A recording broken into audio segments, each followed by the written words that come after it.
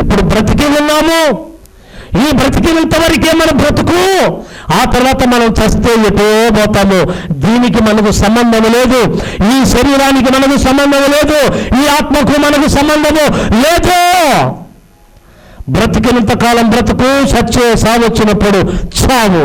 ఈ బ్రతికినంత కాలమైనా నేను అర్థం చేసుకో అని అంటూ ఉంటారు. కానీ యేసు ప్రభు అంటాడు, ఈ బ్రతుకు నీకు శాశ్వతమైనది. ఆమేన్. ఈ బ్రతుకు నీకు శాశ్వతమైనది. అందుకే నీవు కాపాడుకోవాలి. నీవు ఆ దుష్టుని నుండి నీవు కాపాడబడితే, ఆ దుష్టుని నుండి నీవు రక్షింపబడితే, నిజంగా నీవు పరలోక రాజ్యములో నిత్య నరకములో కాలకుండా నిన్ను నీవు కాపాడుకోగలిగినటువంటి వాడమవుతావు. లోకములో ఉన్నట్లుగానే నీవు ఉంటే, ఆ దుష్టుడు నీతో కూడా ఉంటే, ఆ దుష్టుని రాజ్యములో నీవు కూడా ఉంటే, ఆ దుష్టుని మనసు కలిగి నీవు కూడా ఉంటే, దుష్టుడు వెళ్ళే స్థలానికి నీవు వెళ్తావు, నిత్య నరకానికి. నిన్ను ఆ నరకానికి పంపడానికి దేవునికి ఇష్టం లేదు.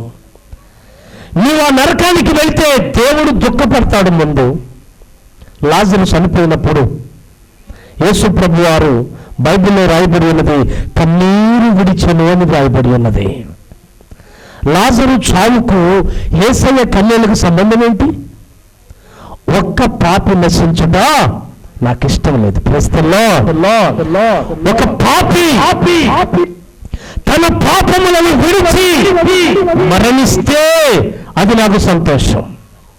తన పాపమును విడిచి మరణిస్తే సంతోషం. అంతేగాని పాపముతోనే ఉండి చేస్తే నాకు సంతోషం లేదని ప్రభువు చెప్తూ ఉన్నాడు. అందుకే నా ప్రియమైన దేవుని బిడ్డలారా, ఆయన ప్రార్థన చేస్తూ ఉన్నాడు, అందరినీ కాపాడుమని, దుష్టుడు వారి జోలికి వెళ్లకుండా కాపాడమని దేవుణ్ణి అడుగుతూ ఉన్నాడు. నీవు నీ కుటుంబము కోసము, దుష్టుడు నా ఇంటికి రాకుండా, దుష్టుడు నన్ను ముట్టకుండా, దుష్టుడు నా బిడ్డల్ని ముట్టకుండా, దుష్టుడు ఏది నాకు కలిగిన దాన్ని నాశనము చేయకుండా ఉండాలి ప్రభు అని ప్రభువుని ప్రార్థించండి. అప్పుడు మీ కుటుంబములో అన్నీ కూడా రక్షింపబడతాయి, మీ కుటుంబములు అన్నీ కూడా దీవించబడతాయి, మీ బిడ్డలందరూ కూడా మారు మనసు పొందుతారు, మీ బిడ్డలందరూ కూడా యేసయ్య ఉండే రాజ్యములో తప్పనిసరిగా ఉంటారు. ఎప్పుడైతే మమ్మల్ని దుష్టుల నుండి తప్పించమని, మా బిడ్డలను దుష్టుల నుండి తప్పించమని, మా భర్తలను దుష్టుల నుండి తప్పించమని, మా భార్యలను దుష్టుల నుండి తప్పించమని ఎప్పుడైతే మీరు ప్రార్థిస్తారో ఆ ప్రార్థన దేవుడు తప్పనిసరిగా వింటాడు. ఆ ప్రార్థనకు సమాధానమిస్తాడు. ఆ ప్రార్థన విన్న దేవుడు నీకు న్యాయం చేస్తాడు.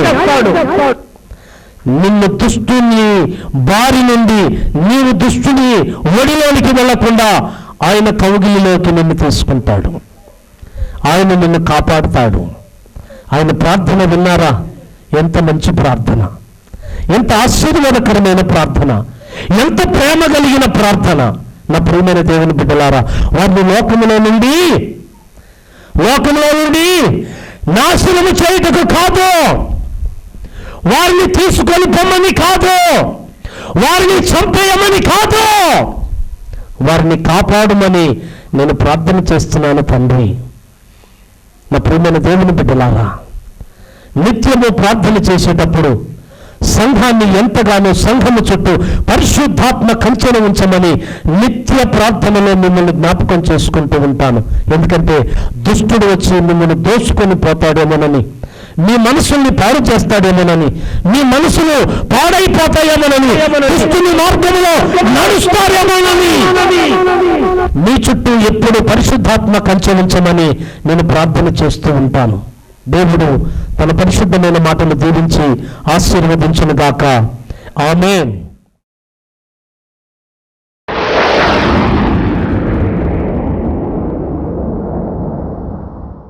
ఓ చిన్న ప్రార్థన చేసుకుందాం. మనల్ని మిక్కిలిగా ప్రేమించిన మా పరలోకపు తండ్రి, పరిశుద్ధుడు అయిన మా దేవా, జీవాధిపతి, నీకు వందనము స్తోత్రములు చెల్లిస్తున్నాం.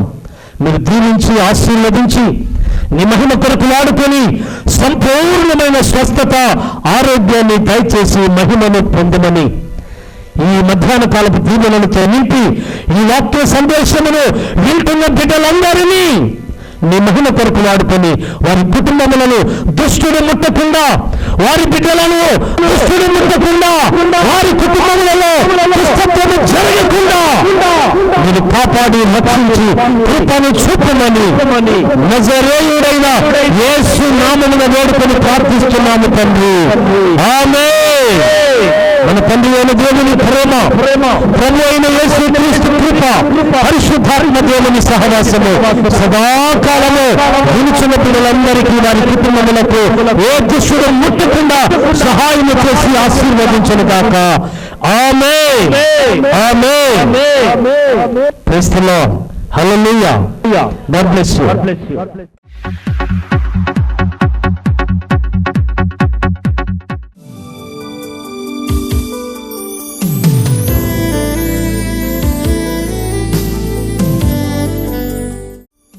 క్రీస్తునందు ప్రియమైనటువంటి దేవుని బిడ్డలకు నేను ఒక సంతోషకరమైనటువంటి వార్తను తెలియపరచాలని ఆశిస్తున్నాను. దేవుని యొక్క మహాకృపను బట్టి గత 16 సంవత్సరాలుగా యేసుక్రీస్తు ప్రభు వారి సేవలో నన్ను నడిపించుకుంటున్నాడు ప్రభు. ఈ 16 సంవత్సరాల్లో ఆయన ఇచ్చినటువంటి జ్ఞానమును బట్టి, జ్ఞాపక శక్తిని బట్టి, ఆయనిచ్చిన మహిమైశ్వర్యములను బట్టి, ఆరోగ్యాన్ని బట్టి నన్ను స్థిరపరిచిన దేవుడు